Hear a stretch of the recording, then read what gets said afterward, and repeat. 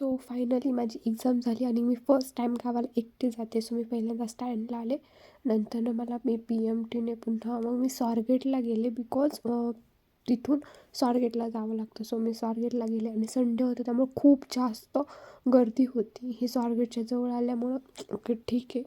नंतर मी स्वारगेटला पोचले. नंतर मी तिकीट स्टेशनला इतकी गर्दी होती की काही सांगूच शकत नाही. त्यातसुद्धा मला बस भेटली आणि फर्स्ट ऑफ ऑल मला ACची बस नको हवी होती, साधी बस हवी होती. त्यामुळे फर्स्ट बस मी सोडली बिकॉज मला कसं तरी होतं.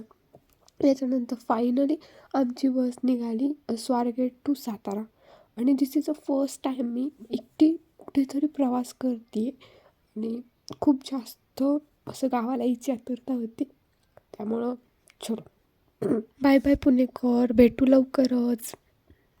यानंतर आम्ही कात्रज पास केलं आणि पुन्हा प्रवासाला चालू केला. हे माझं खूप आधीपासूनचं स्वप्न होतं. याच्यानंतर आम्ही दोन्हीसुद्धा जे काही टोलनाके लागतात ते आम्ही दोन्ही टोलनाके पास केले आणि प्रवास सुरू झाला.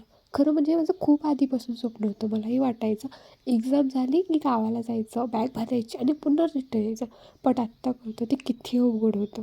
नाही गावावरून रिटर्न पुण्याला जाऊसं वाटत किंवा पुण्यातून आदल्या दिवशीची येणारी रात्र ही खूप भारी असते. असे वाटते तिथं पोचण्याच्या आधी ती संपूच नाही किंवा ती लवकर संपून मी गावाला पोचावं असं ते एक स्वप्न होतं माझं. आणि फायनली मी साताऱ्यात पोचले. मला खूप जास्त व्हायचं वाटलं आणि यानंतर मी माझ्या गावाला पोचले. सो माझं गाव काय फिलिंग असते मला आत्ता समजतं. मी इतक्या वर्ष गावात ते नव्हतं मला समजत पण आत्ता मला ते समजते. व्हिडिओ आवडल्यास लाईक करा, शेअर करा, सबस्क्राईब